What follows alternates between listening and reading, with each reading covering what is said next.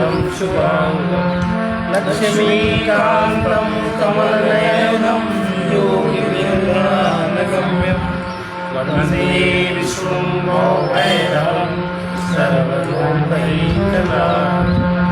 यं ब्रह्मा वरुणेन्द्ररुद्रमरुतः स्तुवन्ति दिव्यस्तवैः वेदैः साङ्गपदक्रमोपनिषदैः गायन्ति यं सामगानं ध्यानावस्थिततद्गतेन मनसा पश्यन्ति यं योगिनो यस्यान्तं न विदुषासुराः देवाय तस्मै नमः।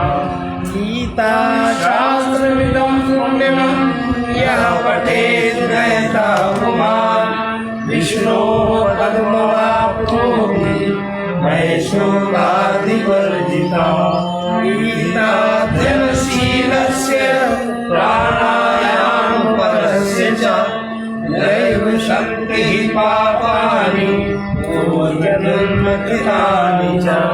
मलनिर्मोचनं पुंसां जलस्नानं दिने दिने सकलगीतामृतस्नानं संसारमलनाशनम्। गीता सुगीता कर्तव्या किमन्यैः शास्त्रविस्तरैः या स्वयं पद्मनाभस्य मुखपद्मादिनिश्चिता। भारतामृत सर्वस्वं विष्णोर्भक्तादिनिश्चितम्। गीता गङ्गोदकं पीत्वा पुनर्जन्म न विद्यते।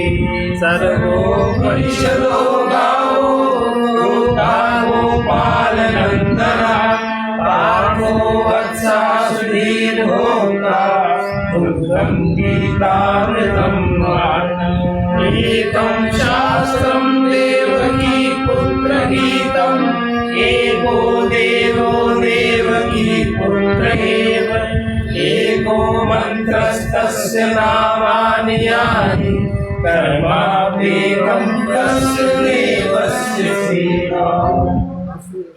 तीसरे अध्याय का 16वां। एवं प्रवर्तितं चक्रं नानुवर्तयति यः अघायुरिन्द्रियारामो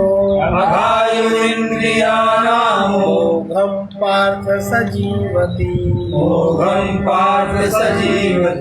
भगवान कह रहे हैं, हे पार्थ, जो पुरुष पिछले 4 श्लोकों में जो सृष्टि चक्र बताया गया, इस लोक में, इस जगत में इस प्रकार चलाए हुए सृष्टि चक्र के अनुसार जो अनुवर्तन नहीं करते, अर्थात शास्त्र के अनुसार कर्मों को जो नहीं करते, वो इंद्रियों के सुख को भोगने वाला, वो केवल इंद्रियों के सुख को भोग पाता। और इंद्रियों का सुख सबसे निम्न कोटि का सुख है, सबसे छोटा सुख है। इंद्रियों का सुख तो पशुओं को भी प्राप्त है, इंद्रियों का सुख पशुओं को भी प्राप्त है।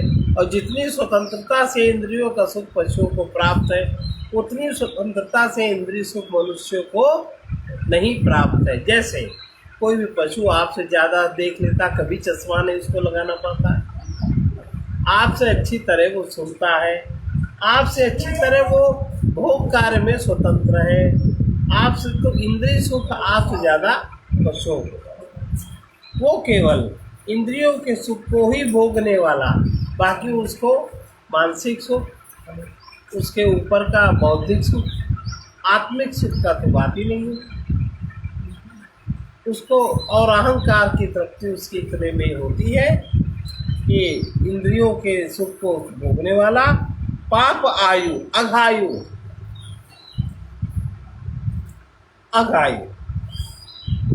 माने क्षीण आयु। पाप के कारण जितना वो ज़्यादा इंद्रिय सुख में लिप्त रहता है, उतनी ही उसकी आयु भी क्षीण होती जाती है। वो पाप कर्म करता, उसको पाप पुण्य का भेद नहीं पता रहता, इसलिए वो अघायु व्यर्थ ही जीता है। उसको उसके जीवन का कोई भी लक्ष्य हासिल नहीं होता। जीवन का लक्ष्य संपूर्ण आनंद है, जीवन का लक्ष्य संपूर्ण सत्य है, जीवन का लक्ष्य संपूर्ण चैतन्यता है। सच्चिदानंद स्वरूप में स्थिति हो जाना ही जीवन का लक्ष्य है। जिसने मनुष्य जीवन मिला वो उसको प्राप्त नहीं होता। यस्त्वात्मरतिरेव स्यात् आत्मतृप्तश्च मानवः आत्मन्येव च सन्तुष्टः तस्य कार्यं न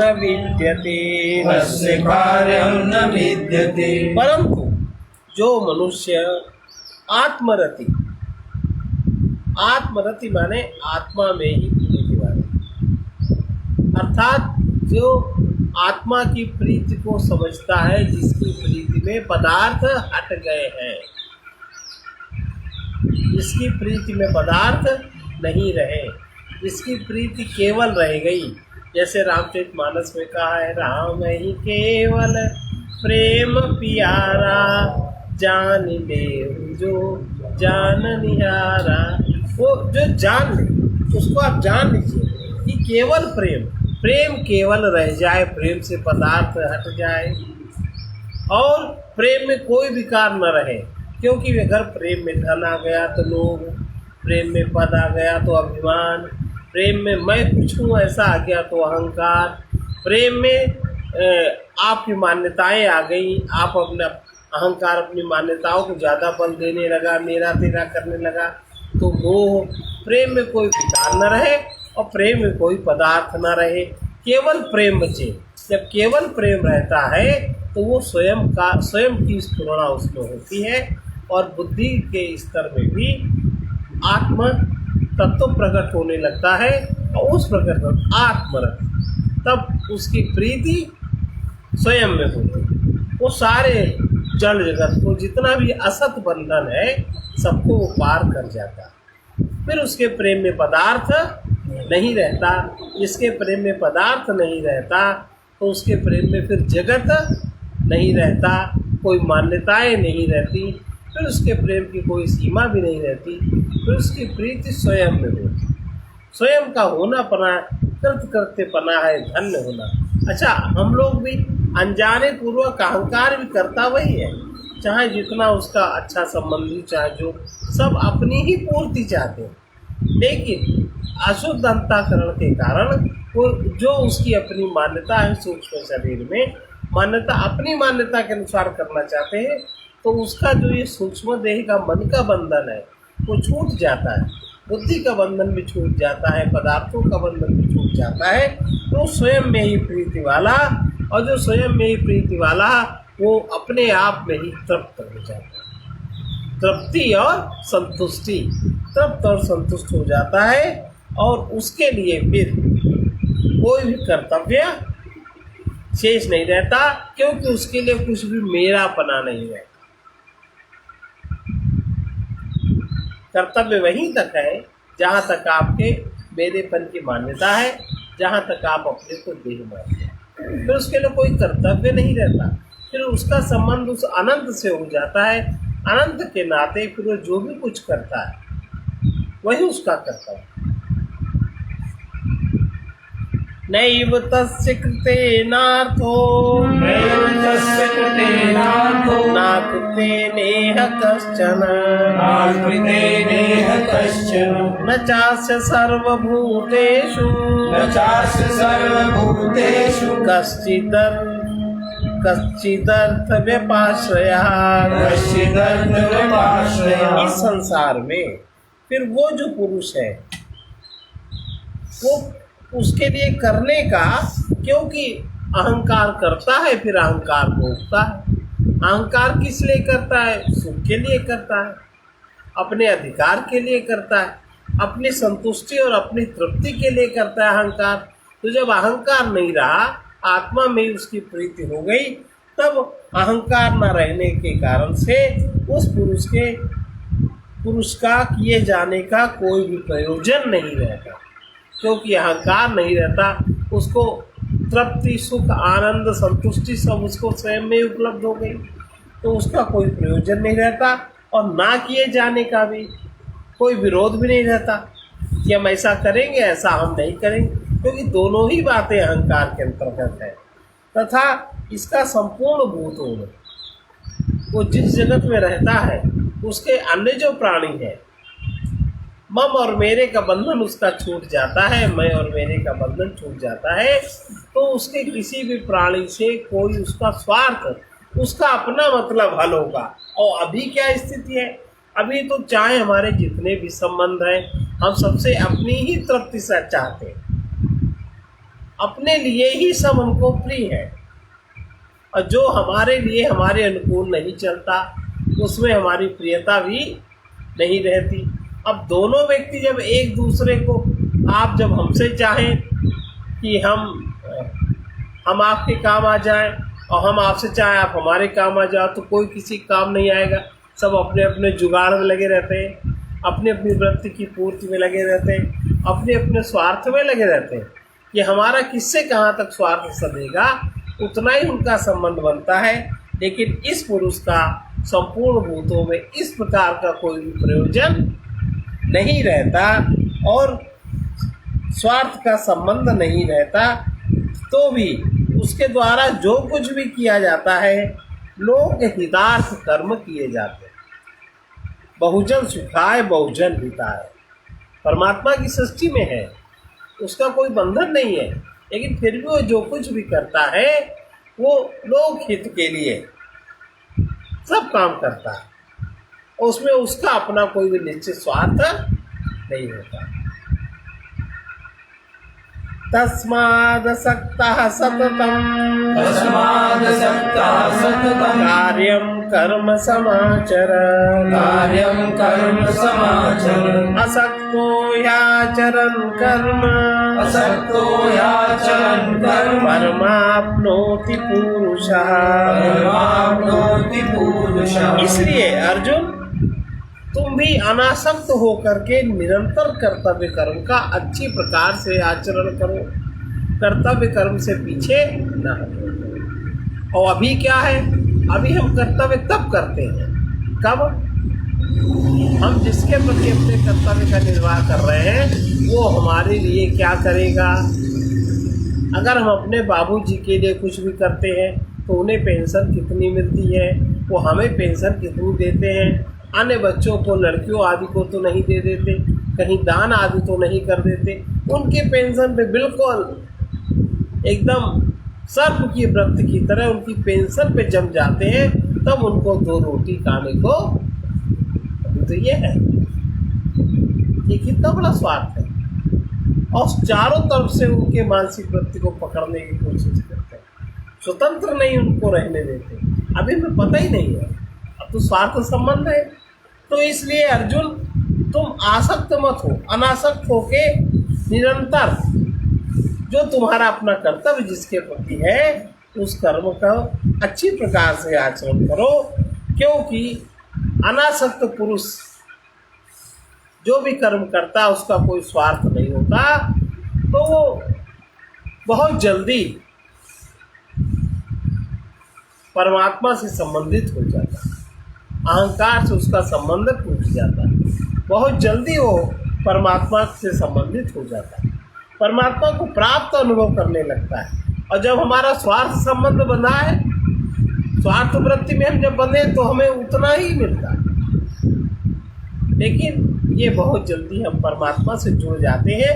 हमें फिर उसके जुड़ने के लिए अन्य किसी साधन की अपेक्षा नहीं रहती, केवल अनासक्त होकर निरंतर कर्तव्य कर्म का अच्छी प्रकार आचरण करने के कारण से अनासक्त पुरुष कर्म करता हुआ परमात्मा से बहुत शीघ्र ही परमात्मा की अनुभूति कर लेता है। इसलिए अर्जुन, तुम अनासक्त होकर अपने कर्तव्य कर्म को करो। कर्मणैव संसिद्धि स्थिता जनकादयः लोक संग्रहमेवापि संपश्यन् कर्तुमर्हसि। क्योंकि जो ये जनक आदि ज्ञानी जन है, ये तो राजा है, अन्य भी लोग हैं, सब अपनी अपनी जगह पे स्थित है। ये लोग अनासक्त हैं, इनको आसक्ति नहीं है, इनको किसी प्रकार का बंधन नहीं है। अनासक्तों के कर्म के द्वारा ही इनको परम सिद्धि मिली। ये कभी अपने कर्म से नहीं भागे, लेकिन उसी में आसक्ति और स्वार्थ को छोड़ते गए तो इस स्तर को प्राप्त हो गए हैं। इसी प्रकार तुम भी, कि ये जो तुम कर रहे हो ये लोक संग्रह के लिए कार्य कर रहे हो। लोक संग्रह, लोगों को लाभ होगा, लोग इस पर आचरण करेंगे, लोग इसके अनुसार चलेंगे। तो लोक संग्रह को देखते हुए तुम्हें क्या मिलेगा क्या नहीं मिलेगा ये चिंता छोड़ करके लोकोपकार, लोक हित के लिए देखते हुए, लोक हित को देखते हुए तुम भी कर्म करने के ही योग्य हो, और तुम इसके अलावा कुछ भी कर नहीं पाओगे। इसलिए अनासक्त होकर के अच्छे प्रकार अपने कर्तव्य कर्म का पालन करो, जैसे जनक आदि लोगों ने किया, और वो किस स्तर को प्राप्त हो गए, अनासक्त हो गए। आसक्ति उनकी स्वतः छूट गई, स्वार्थ उनका समाप्त हो गया, सत्य से उनका संबंध जुड़ गया, वो सत्य होकर ही जीने लगे। और लोक संग्रह के लिए किसी भी अपने कर्तव्य कर्म से हटे नहीं, लोक संग्रह के लिए कर। अब हम लोग तो सोचते हैं हमें क्या करना, कहीं भी कुछ है तो हमें क्या करना, इसीलिए आज ये स्थिति हो गई। अगर हर व्यक्ति ये सोच ले, अगर हवा सोच ले हम क्यों बहे, हमें क्या करना, जल सोच ले हम क्यों बहे, हमें क्या करना, प्रकृति अगर सोच ले कि हमें क्या करना, तो क्या कुछ चल सकता है। इसलिए लोक संग्रह को देखते हुए तुम कर्म करने के योग्य हो। यद्यदाचरति श्रेष्ठा तत्तदेवतरो जनः स यत्प्रमाणं कुरुते लोकस्तदनुवर्तते। क्योंकि अर्जुन, अब इसमें अर्जुन को श्रेष्ठ बता रहे। अर्जुन श्रेष्ठ तो है ही, क्योंकि पिछले में उनको क्या कहा, अनग, जिसके अग समाप्त हो जाएं, जिसके पाप, और सबसे बड़ा पाप अज्ञान है। अज्ञान से जो कर्म होते हैं वो सब पाप ही कर्म होते हैं, पुण्य कर्म नहीं होते। धोखे से हो जाए अज्ञान में सारे पाप कर्म होते हैं, स्वार्थ कर्म होते हैं। तो अर्जुन श्रेष्ठ पुरुष, जिसके पाप क्षीण हो गए, वही श्रेष्ठ है। जिसके जितने पाप क्षीण हो गए वो उतना ही बड़ा श्रेष्ठ पुरुष है। तो ऐसे श्रेष्ठ लोग जो समाज में जैसा आचरण करते, अन्य पुरुष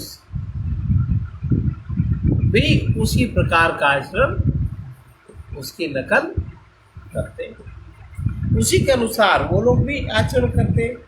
वो पुरुष जो कुछ भी प्रमाण दे देता है कि ये सही है, ऐसा ठीक है, ऐसा नहीं ठीक है, वो जो भी प्रमाणित कर देता है, लोग उस बात को बड़े आराम से मान लेते हैं और उसी के अनुसार बरतने लगते हैं। वो जो प्रमाणित कर देता है, लोग भी उसी के अनुसार बरतने लगते हैं। इसलिए हे अर्जुन, तुम सावधान हो जाओ। प्रकारांतर से तुम एक श्रेष्ठ पुरुष हो, गुडाकेश हो। श्रेष्ठ पुरुष जो आचरण करता है, अन्य पुरुष भी उसके ही अनुसार बरतते हैं। वो पुरुष जो कुछ भी प्रमाणित कर देता है, जो भी प्रमाण दे देता है, लोग उसके अनुसार बरतते हैं, लोग उसी की बात मानते हैं। न मे पार्थास्ति कर्तव्यम् त्रिषु लोकेषु किंचन नानवाप्तम् अवाप्तव्यम् वर्त एव च कर्मणि। और हे अर्जुन, तुम हम ही को देखो। हमारा तो जिस प्रयोजन के लिए हमारा अवतार हुआ, उसके अनुसार मुझे सृष्टि में कुछ भी करना आवश्यक, एक प्रकृति है, एक विधान है, उसके अनुसार सब कुछ चल रहा है। मुझे तीनों लोकों में कुछ भी कर्तव्य नहीं है कि मैं कुछ भी करूं। सब लोगों की सब ठीक ठीक व्यवस्थाएं अपना अपना कार्य कर रहे हैं, लेकिन फिर भी मैं जहां भी व्यक्त होता हूं, मैं जिस भी रूप में व्यक्त रहता हूं, जहां भी मैं जिस भी लोक में मैं व्यक्त रहता हूं, किंचित ऐसा भी नहीं है कि मुझे कुछ न मिले। प्राप्त होने योग्य वस्तु मुझे अप्राप्त नहीं है। संकल्प मात्र से मेरी सिद्धि होगी, लेकिन इसके बाद भी मैं कर्म में ही बर्तन करता हूं, अर्थात मैं कर्म ही करता हूं। मुझे तो कोई प्रयोजन नहीं, मैं जो चाहूं सो मेरे पास है। संकल्प मात्र से मेरी सिद्धि है, सारे लोग सब व्यवस्थित है मेरे लिए। फिर भी मैं जहाँ जिस नाम रूप में अपने को मैं व्यक्त होता हूँ, उसके अनुसार मैं कर्म में ही बरतता हूँ। अर्थात पहले मैं कर्म ही करता हूँ। ये तो है ही कृष्ण के जीवन का। क्योंकि यदि सावधान मैं न रहूं इस बात में, मैं कर्म में न बरतूं, तो अर्जुन मेरे पीछे बहुत सारे लोग आचरण करने वाले हैं। सब प्रकार से मनुष्य मेरे बर्ताव के अनुसार बरतते हैं, वो भी वैसा ही करने लग जाए।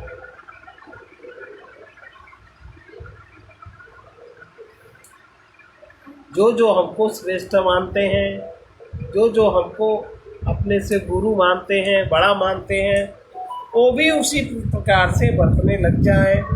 यदि ह्ययम् न वर्तेयम्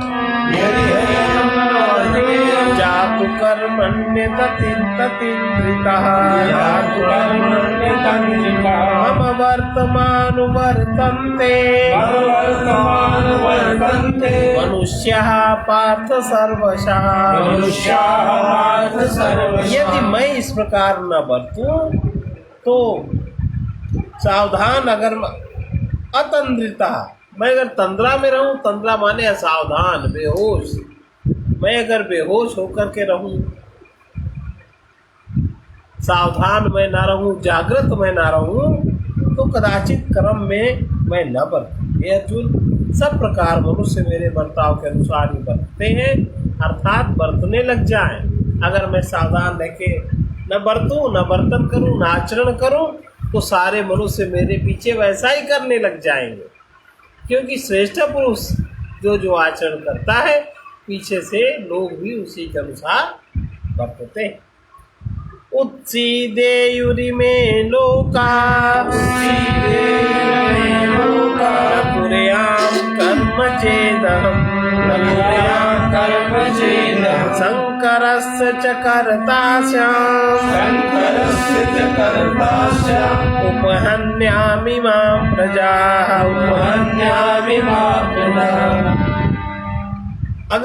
अगर मैं उत्सीदेयुरि में सभी लोग भ्रष्ट हो जाएं, यदि मैं कर्म न करूं तो ये सब लोग भ्रष्ट हो जाए। भ्रष्ट माने कोई कुछ करने लगे, कोई कुछ करने लगे, गधा घोड़ा बन जाए, घोड़ा गधा बन जाए, चिड़िया कौवा बन जाए, कौवा मनुष्य बन जाए, कुत्ता बिल्ली बन जाए। सब एक दूसरे के व्यवहार को अपना लें, एक दूसरे के सब आचरण को अपना लें, सब लोग भ्रष्ट हो जाए। और मैं जब एक दूसरे का गुण एक दूसरे में आने लगे, तब तो भैया मैं वर्ण संकर करने वाला मैं हूँ।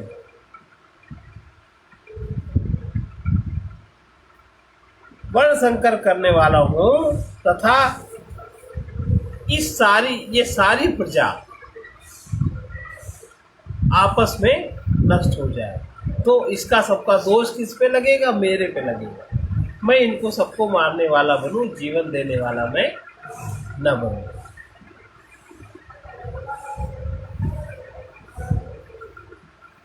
अगर मैं कर्म न करूं तो इमे लोका उत्सीदेयुः, ये जो लोक दिख रहे हैं सब व्यवस्थित दिख रहे हैं, कुत्ते का गुण कहीं बिल्ली में आता है? आजकल जो मनुष्यों ने वर्ण संकर प्रजातियां बना दी है, अभी परसों नरसों पेपर में पढ़ा कि एक पेड़ में 45 प्रकार के फल आ गए। मनुष्य जो बना देता है वर्ण संकर, एक दूसरे में घालमेल कर देता है, फिर हो जाता है गड़बड़। प्रयोग के लिए ठीक है, लेकिन व्यवहार के लिए बातें ठीक नहीं है। भ्रष्ट हो जाए और मैं वर्ण संकर करने वाला हूँ, इससे सारी प्रजा को मनन करूँ। व्यक्तिगत रूप से फिर इतनी वैरायटी ही नहीं रहेगी, सारी वैरायटी वर्ण संकर हो जाए। और जब सारी वैरायटी वर्ण संकर हो जाए तो फिर क्या जुड़ती रहेगी? नहीं रहेगी। और जबकि सारी वैरायटी, मनुष्य में जितने भी पार्श्विक शक्तियां हैं सबके गुण हैं कि नहीं? मनुष्य तो ऑलरेडी उस तरह की उत्पत्ति है, लेकिन फिर भी मनुष्य की एक सार्वजनिक विशेषता है ज्ञान, और सबकी नहीं है। सारी वृत्तियां हैं उसमें सबके साथ साथ, और जो जिसमें जितना ज्ञान जागृत है वो उतना ही वृत्तियों को संतुलन करके चलता है। जिसमें जितना ज्ञान जागृत नहीं है उतना वो असंतुलित होकर जीता है। तो मैं इस सारी प्रजा का हनन करूं, अर्थात उपहन्याम, मारने वाला मैं बनूं। सक्ता कर्मण्य विद्वांसो, यथा कुर्वन्ति भारत, कुर्यात् विद्वांस तथा सक्ता, जिगीषु लोक संग्रह। इसलिए हे भारत, कर्म में जो अज्ञानी है, जो इस बात को नहीं जानते, वो कर्म में आसक्त अविद्वान सा, उनको किसी प्रकार का ज्ञान नहीं है। बस उनको जहाँ लगा दो, जहाँ लग जाती वही करते रहते हैं, वो उस पर विचार नहीं करते। इसलिए जो कर्म में ही आसक्त हुए लोग हैं, अज्ञानी जन हैं, वो जैसे कर्म करते हैं, वो जिस प्रकार जिस विधि से जैसे कर्म करते हैं वैसे ही असक्ता, जो आसक्त नहीं है, जो ज्ञानी है, जो ज्ञानी व्यक्ति है, जो विद्वान है, लोक शिक्षा के लिए वो उसी के अनुसार करे। उसको ये न लगे ये कुछ हमसे भिन्न है। बाहर से जैसे अज्ञानी लोग कर रहे हैं वो उनके कार्यों का विरोध न करे, वो उसी में करे और फिर उसी में उनको सबको समझावे, उसी में वो रास्ता निकाले। नहीं तो आप फिर ऐसे लोगों को समझा नहीं सकते। समझा सकते हो? नहीं समझा सकते। कर्म में आसक्त हुए अज्ञानी जन जैसे जिस प्रकार कर्म करते हैं, अब जैसे अज्ञानी जनों का, जो लोग नहीं जानते हैं हमें ये करना है, बस करना है, लगे हैं, न उसमें विचार है, न उसमें विवेक है, न उसमें राग है, न वैराग्य है, बस करना है। अब करने का क्या परिणाम होगा कुछ नहीं पता है, करना है बस। तो उसी प्रकार से जो आसक्त नहीं है, जो विद्वान है, लोक शिक्षा को उस लोक में उस समाज को शिक्षित करने के लिए लोक शिक्षा को चाहता हुआ लोग शिक्षित बने, समाज शिक्षित बने, समाज में विवेक जागृत हो, प्रत्येक व्यक्ति विवेकी हो, विद्वान इस बात को चाहता हुआ अनासक्त होके उन्हीं के बीच में कर्म करे, वो कर्म से हटे ना। तो जब उसको देख करके वो लोग भी वैसे ही कर्म करेंगे तो उनको भी बुद्धि और समझ जागृत हो जाए। न बुद्धि भेदम जनये ज्ञानम, कर्म संगिनाम जोषयेत् सर्व कर्माणि विद्वान् युक्तः समाचरन्। ज्ञानी पुरुष को चाहिए, ज्ञानी पुरुष कैसे कर्म करे? जो कर्मों में आसक्त है, जो अज्ञानी है, वो बुद्धि भेदम, बुद्धि में भ्रम, उनकी बुद्धि में किसी तरह भ्रम उत्पन्न न करें। वो जैसे कर रहे हैं उनके में वो अश्रद्धा उत्पन्न न करें, बुद्धि भेद उत्पन्न वो न करें, उसी तरह करें। किंतु परमात्मा के स्वरूप में स्थित हुआ, सर्व कर्म को अच्छी प्रकार करते हुए, जैसे ज्ञानी जानकार व्यक्ति अनासक्त होकर के परमात्मा के स्वरूप में स्थित रहते हुए सब कर्म को अच्छी प्रकार करे और उनसे भी उसी प्रकार करावे। बल्कि ऐसा न करे, है हटो तुम्हें कुछ नहीं आता, तुम नहीं कर पाओगे, तुम मूर्ख हो, ऐसे लोग बोल देते हैं ना क्रोध में आके, तो उनको इस तरह से अपमानित न करे, उनकी बुद्धि में किसी तरह का भेद उत्पन्न न करे, क्योंकि उन्हें तो समझ है ही नहीं। अब उनको आप कुछ कह देंगे तो वो जो कर रहे हैं वो भी छोड़ देंगे, उनकी करने की प्रकृति समाप्त हो जाएगी और फिर वो सो जाएंगे। जाओ अपना काम करो। कभी कभी ऐसा होता है ना, जैसे आप कहीं भी किसी को रखिए, अगर आप किसी को जरा कटु शब्दों में डांट दीजिए तो भाग जाता है, भाग जाता है ना। आप इसलिए कहते हो कि वो समझ के करने लगेगा और उसके अहंकार को चोट लगती है, भाग जाता है। हमें क्या यही है, हम जाने कहाँ, जो हमें करना है जहाँ करेंगे वही में नहीं करता, मूर्खता।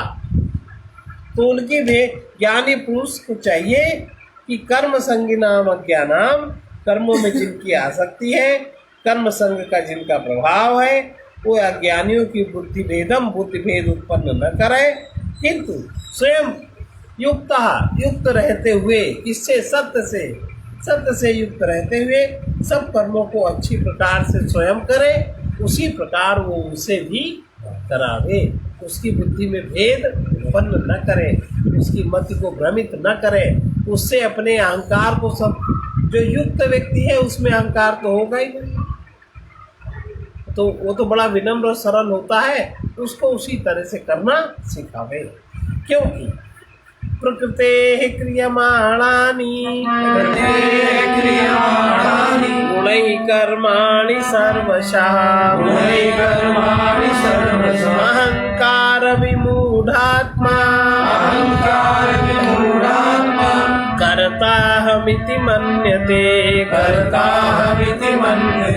क्योंकि संपूर्ण कर्म, जो भी कुछ किया जाना है, संपूर्ण कर्म प्रकृति के द्वारा क्रियमाणानि, प्रकृति के गुणों द्वारा किए हुए हैं। तो भी जो अपने अहंकार से मोहित हो रहे हैं, अहंकार से विमूढ़ हुआ, अहंकार से युक्त हुआ, उससे जो विशेष मूढ़ता को प्राप्त होने वाला पुरुष है, वो सोचता है मैं कर रहा हूँ, ऐसा वो मानता है, मानने लगता है। लेकिन जो ज्ञानी व्यक्ति है, जो युक्त व्यक्ति है, वो जानता है कि प्रकृते क्रियमाणानि, सारे कर्म प्रकृति के गुणों के द्वारा किए जा रहे हैं। और जो अहंकार से विमूढ़ है, विशेष अहंकार में, अपने ही अहंकार में जो विशेष रूप से अटका हुआ व्यक्ति है, वो मैं करता हूँ ऐसा मानता है। मैं अगर ये न करता तो ये न होता, मैं ये न करता, बड़ों बड़ों की भाषा देखो, मैं ये न करता तो ये न होता, ऐसा न करता तो ऐसा न होता। लेकिन जो ज्ञानी पुरुष है, वो प्रकृति के द्वारा सब कर्मों को होते हुए देखना उसको आता है। अहंकार से मोहित जिसका अंतःकरण है, ऐसा पुरुष मैं करता हूँ ऐसी मान्यता में ही जीता है। और उसकी मान्यता को जहाँ खंडन लगता है, वहाँ वो निंदा स्तुति के चक्कर पड़े। मूर्ख तो मूर्ख, वो कहीं कुछ सीखना नहीं चाहता, वो कुछ सीख भी नहीं पाता। तत्त्ववित्तु महाबाहो गुण कर्म विभागयो गुणागुणेषु वर्तन्त इति मत्वा न संजते। लेकिन हे महाबाहो, महाबाहो कहते हैं कि जिसकी बाहें भुजाएं बहुत बड़ी बड़ी, विशाल भुजा वाला, ये गुण विभाग और कर्म विभाग, इसको जो तत्व से जानने वाले ज्ञानी लोग हैं, जो गुण का विभाग जानते हैं, सत्वगुण रजगुण तमगुण की मात्रा मिलेगी तो क्या खड़ा होगा, तमोगुण रजोगुण सत्वगुण की मात्रा मिलेगी तो क्या खड़ा होगा, और इनसे कौन सा कर्म बनेगा, इसके कर्म में कौन सा परिणाम आएगा। जो इस बात को तत्व से जानने वाले ज्ञानी पुरुष हैं, वो ऐसा देखते हैं कि संपूर्ण गुण एक दूसरे में गुणों में ही बरत रहे हैं। ऐसे मानकर वो कहीं भी आसक्त नहीं होता, कोई भी अहंकार वो नहीं बनाता। और त्रिगुणात्मक माया के कार्य पंच महाभूत और मन बुद्धि चित्त अहंकार ज्ञान इंद्रियां कर्मेंद्रियां शब्दादि 5 विषय, इन सबके समुदाय का नाम गुण विभाग। फिर से सुनिए, गुण विभाग किसको कहते हैं? त्रिगुणात्मक माया का कार्य पंच महाभूत, मन बुद्धि चित्त अहंकार, 5 ज्ञानेन्द्रियां, 5 कर्मेंद्रियां, पंच महाभूत, 5 विषय, इन सब का जो समुदाय है इसका नाम गुण विभाग है। और इनकी जो परस्पर चेष्टा है, आपस में जो चेष्टित होते हैं, इसका नाम कर्म विभाग है। तो इस गुण कर्म विभाग को जो तत्व से जानने वाले ज्ञानी जन पुरुष है, संपूर्ण गुण गुण में ही बरत रहे हैं, ऐसा वो देखते हैं। इसलिए वो कहीं भी उनका अहंकार मानकर आसक्त, वो कहीं भी आसक्त नहीं बनाते, कहीं भी वो आसक्त नहीं होते। प्रकृते गुण सम्मूढ़ा संजन्ते गुण कर्मसु तान कृतस्नान विदो मंदान कृतस्नवित न विचालयेत्। प्रकृति के गुणों से मोहित। अब इन प्रकृति के गुणों में जो पुरुष का अहंकार मोहित हो जाता है, अहंकारी है तो मोहित हो, अहंकारी माने अपने को कुछ मानता है तो मोहित हो ही जाएगा। जो गुणों में गुण सम्मूढ़ा, गुणों में जो विशेष रूप से मोहित हो गए हैं, गुण कर्मसु, गुण वो गुण में और कर्मों में विशेष रूप से आसक्त हो जाते हैं, विशेष रूप से जुड़ने की चेष्टा करते हैं। वो जो है अकृतस्नविद, अच्छी प्रकार से उनको ज्ञान या समझ नहीं है, वो ठीक ठीक नहीं समझते। मूर्खों को अच्छी प्रकार जानने वाला ज्ञानी पुरुष चलाए, जो जानता है इस बात को, और जो नहीं जानता तो नहीं जानने वाले को जानने वाला ज्ञानी पुरुष चलायमान न करे। आचरण से समझावे, वाणी से अगर कहेगा तो भाखड़े होंगे लोग। जैसे एक घर में था, कहीं, अब आजकल लॉकडाउन का समय है, घर में कहीं कोई कर्मचारी नहीं आया। अब एक कर्मचारी से कह दो भाई वो नहीं आया, उसका काम तो भी कर लो, तो कहता हम क्यों कर लें, हमने हमारा ही काम ही नहीं है, हम तो नहीं करेंगे। अब उस मूर्ख को कौन समझाए? भाई घर का मतलब है कि आप कहीं भी किसी तरह का जो काम है तो आप करिए।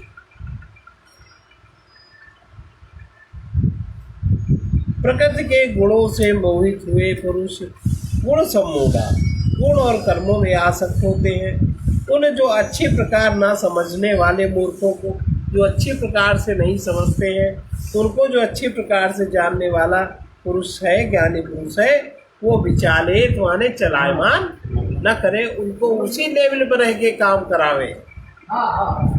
वो अपने लेवल पे कभी आकर के अपने हिसाब से, कभी अहंकार से युक्त होकर के उनसे काम नहीं ले सकता, वो लोग कर भी नहीं सकते, क्योंकि उनका वो स्तर ही नहीं है। जो समझ ही नहीं रहा है, वो तो समझ नहीं रहा तो कैसे समझेगा बेचारा। अब गुण और कर्म विभाग से आत्मा को निर्लेप जानना ही, गुण और कर्म से आत्मा निर्लेप है, आत्मा असंग है, इसी को तत्व से जानना कहा जाता है। तत्व से जानना, ये गुण विभाग कर्म विभाग में आत्मा या स्वयं कभी संलिप्त नहीं होता। इस बात को जो जानता है वो अहंकार भी नहीं बनाता, और वो उसका व्यवहार भी मूर्खतापूर्वक नहीं होता। शुद्ध हो जाती है उसकी बुद्धि, उसकी प्रज्ञा जागृत हो जाती है, और ठीक से व्यवहार जगत में गुण और कर्म विभाग में बरतता है। मयि सर्वाणि कर्माणि संदस्याध्यात्मचेतसा निराशी निर्ममो भूत्वा युध्यस्व विगतज्वरः। अध्यात्म चेतसा, अध्यात्म में जो चैतन्य हो गया है, अध्यात्म माने आत्मा और परमात्मा में जिसकी चेतना प्रवाहित होने लगी, ध्यान निष्ठ जिसका चित्त आत्मा के ध्यान में ध्यायित हो गया है, आत्मा में जिसकी चेतना प्रवाहित होने लगी है, जिसके चित्त में वृत्तियां नहीं रह गई, वृत्ति का निरोध जिसके चित्त में हो गया।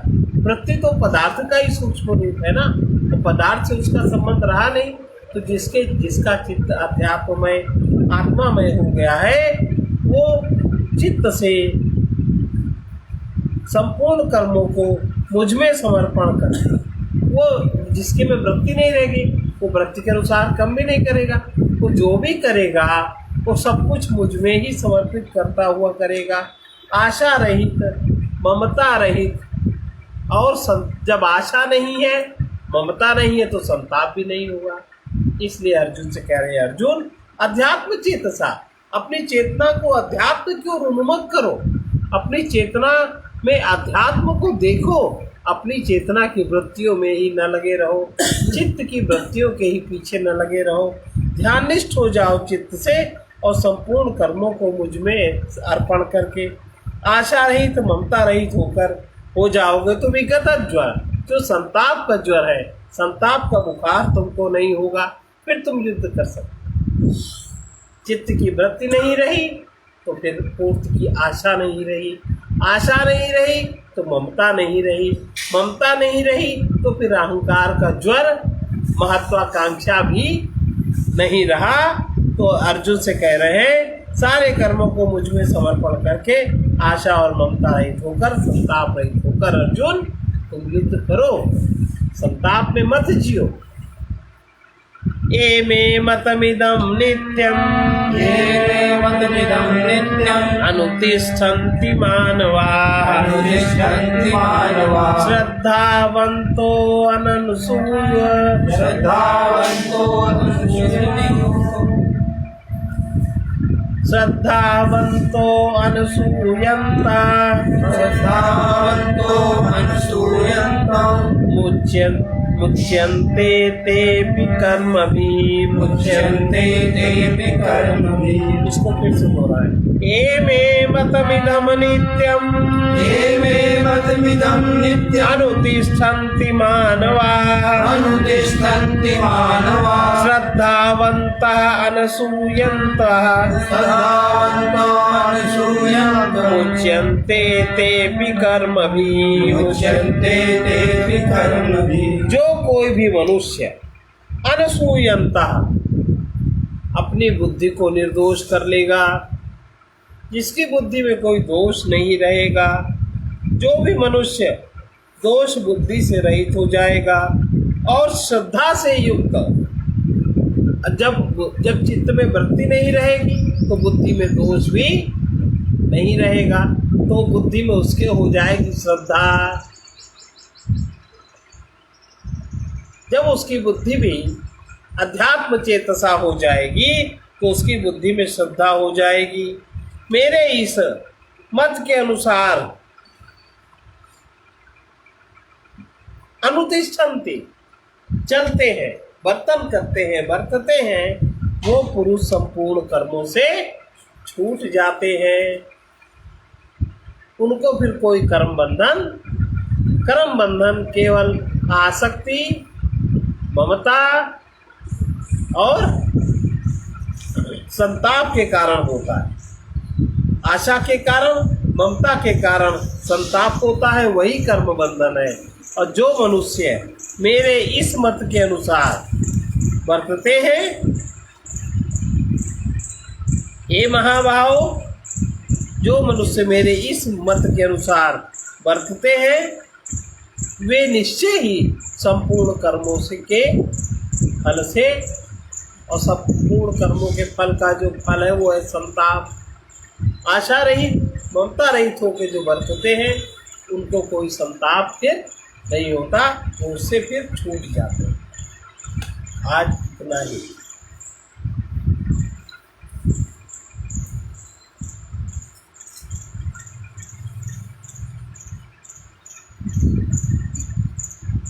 देखो, अभी जो बात आई अहंकार और अहंग,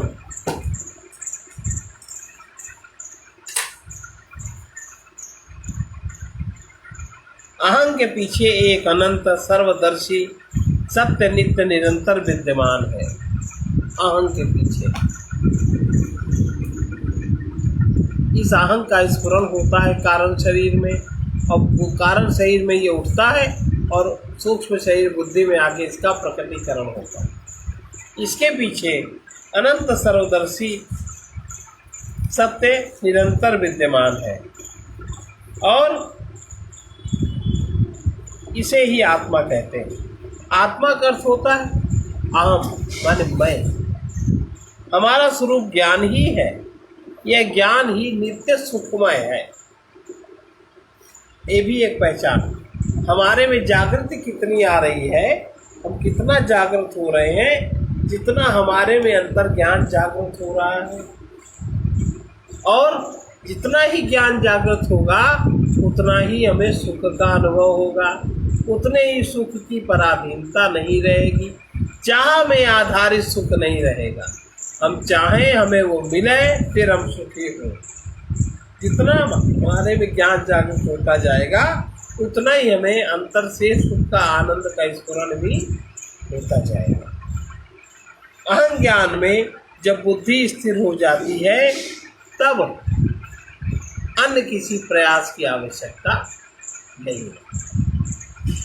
बुद्धि में जो स्फुरण अहं ज्ञान है, अपने होने पने का जो भान है, इसमें जब बुद्धि ठहर जाती है उसी को श्रद्धा कहते हैं। वही से श्रद्धा का आरंभ होता है, तब किसी प्रयास की आवश्यकता नहीं रहती। प्रयास से संसार के पदार्थ प्राप्त होते हैं। संसार माने जो आपने अपनी कल्पना में संसार बना लिया, उसमें आपको जो जो चाहिए आप प्रयास करते हो आपको प्राप्त होता है, जो कि सदा नहीं रहते। सत्य आत्मा के लिए, परमात्मा के लिए इस तरह के प्रयास की आवश्यकता नहीं है, क्योंकि आत्मा परमात्मा अनायास ही नित्य प्राप्त है, बिना कुछ किए ही सुलभ है। इसी में निरंतर अहंग स्फुरित हो रहा है, प्रकट हो रहा है। इस बात को बुद्धि से समझना चाहिए और बुद्धि को उसी में स्थिर रखना चाहिए। अभी हमारी बुद्धि मन की वृत्तियों के पीछे स्थिर चल रही है। अभी हमारी बुद्धि आपके स्फुरण में स्थिति ही नहीं, समझती ही नहीं, और अहम के स्फुरण में बुद्धि का ठहर जाना ही समाधि है। बुद्धि को बार बार उसमें लगाना ध्यान है। इस अहंकार को अज्ञान में मान लिया जाता है। इसे ज्ञान में जान लेना ही साधक का पुरुषार्थ सिद्ध होता है। अहंकार को ज्ञान में देख ले तो अहंकार मिलेगा ही नहीं, यही पुरुषार्थ है। समझ में आएगा कि ये चैतन्य है, यही सर्वमय है। चैतन्य ही सर्वमय है और अहंकार हमेशा सुख दुखमय। ये कहीं सुख मानता है, कहीं दुख मानता है। इसे ज्ञान में जान लेना साधक का पुरुषार्थ है, क्योंकि अहंकार मनमय है। इसलिए अहंकार हमेशा सुख दुखमय रहता है। सत्य को जो अस्वीकार नहीं करता वही असत्संगी है। इस सत्य को जो स्वीकार कर लेता है वही सत्संगी है। बस इतना है।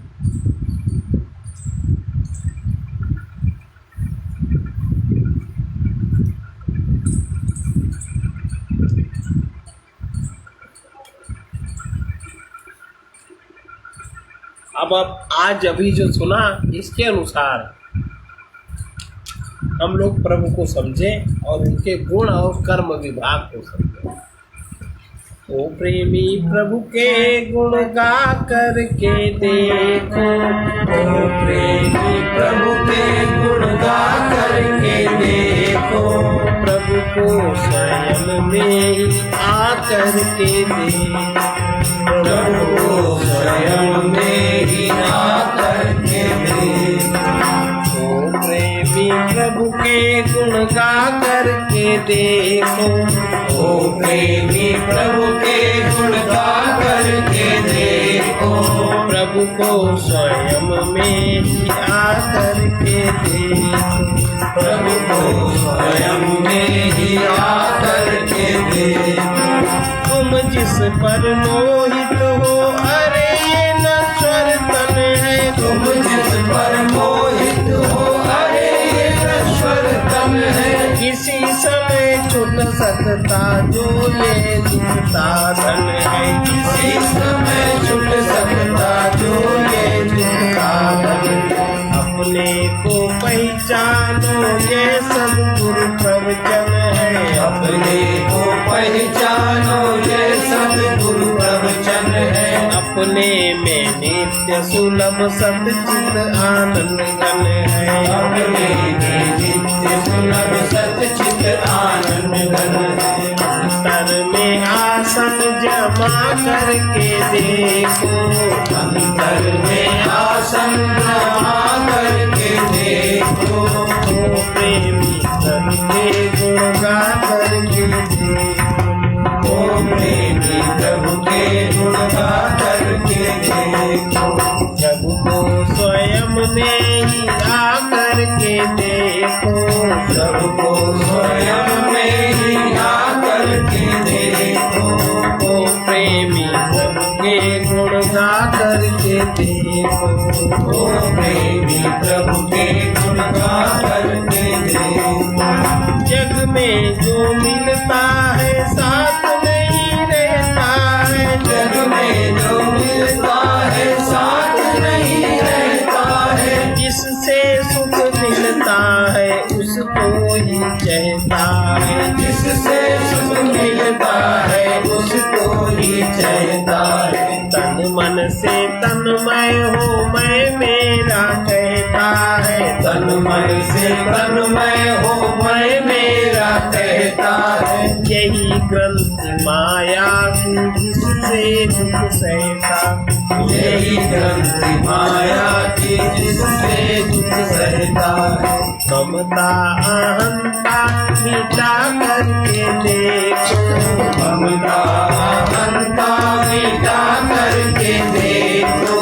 प्रभु को स्वयं में आकर के देखो, प्रभु को स्वयं में ही आकर के देखो। ओ प्रेमी प्रभु के गुण गा करके देखो, ओ प्रेमी प्रभु के गुण गा करके देखो। ममता अहंता मिटा करके देखो, ममता अहंता मिटा करके देखो। ये सुख दुख सपने हैं जागो आंखें खोलो, ये सुख दुख सपने हैं जागो आंखें खोलो। आत्मज्ञान प्राप्त करो इधर उधर मत डोलो, आत्मज्ञान प्राप्त करो इधर उधर मत डोलो। जड़ चेतन भिन्न भिन्न एक भाव मत तोलो, जड़ चेतन भिन्न भिन्न एक भाव मत तोलो। परम शांत जाओ तो निज में स्थिर हो लो, परम शांति चाहो तो निज में स्थिर हो। आश्रय में विश्राम पा करके देखो, आश्रय में विश्राम पा करके देखो। ओ प्रेमी प्रभु के गुण गा करके देखो, ओ प्रेमी प्रभु के गुण गा करके देखो। प्रभु को स्वयं में ही आकर के देखो, प्रभु को स्वयं में ही आकर के देखो। ओ प्रेमी प्रभु के गुण गा करके देखो, ओ प्रेमी प्रभु के गुण गा करके देखो। जो कुछ भी मिला तुम्हें साथ नहीं जाएगा, जो कुछ भी मिला तुम्हें साथ नहीं जाएगा। वासना रहेगी तो लौट लौट आएगा, वासना रहेगी तो लौट लौट आएगा। मन के इन भोगों में तृप्ति नहीं पाएगा, मन के इन भोगों में तृप्ति नहीं पाएगा। शक्ति शक्ति समय खोएगा धोखा ही खाएगा। शक्ति समय खोएगा धोखा ही खाएगा। योग से प्रज्ञा जगा करके देखो, से प्रज्ञा जगा करके देखो, प्रेमी प्रभु के गुण गा करके देखो, ओ प्रेमी प्रभु के गुण गा करके देखो। अभिमानी को दीन होना पड़ेगा यहाँ, अभिमानी को दीन होना पड़ेगा यहाँ, कामी को बल बुद्धि खोना पड़ेगा यहाँ, कामी को बल बुद्धि खोना पड़ेगा यहाँ, लोभी को किसी दिन रोना पड़ेगा यहाँ, लोभी को किसी दिन रोना पड़ेगा यहाँ, कर्मों का कठिन बोझ ढोना पड़ेगा यहाँ, कर्मों का कठिन बोझ ढोना पड़ेगा यहाँ। उचित नहीं तुम भी उधर जा करके देखो, उचित नहीं तुम भी उधर जा करके देखो, प्रेमी प्रभु के गुण गा करके देखो, ओ प्रेमी प्रभु के गुण गा करके देखो, प्रभु को स्वयं में ही आकर के देखो, प्रभु को स्वयं में ही आकर के देखो, तो प्रेमी प्रभु के गुण गाकर। मैं प्रभु का प्रभु मेरे ऐसा अभिमान रहे, मैं प्रभु का प्रभु मेरे ऐसा अभिमान रहे, मिला हुआ अपना नहीं है ये ज्ञान रहे, मिला हुआ अपना नहीं है ये ज्ञान रहे, प्रभु सब में सब प्रभु में ऐसा दृढ़ ध्यान रहे, प्रभु सब में सब प्रभु में ऐसा दृढ़ ध्यान रहे, कण कण में प्रभु की सत्ता का भान रहे, कण कण में प्रभु की सत्ता का भान रहे, पथिक यही सूरत मति बना करके देखो, पथिक यही सूरत मति बना करके देखो, ओ प्रेमी प्रभु के गुण गा करके देखो, ओ प्रेमी प्रभु के गुण गा करके देखो, प्रभु को स्वयं में ही आकर के देखो, प्रभु को स्वयं में ही आकर के देखो, ओ प्रेमी प्रभु के गुण गा करके देखो, ओ प्रेमी प्रभु के गुण गा करके देखो।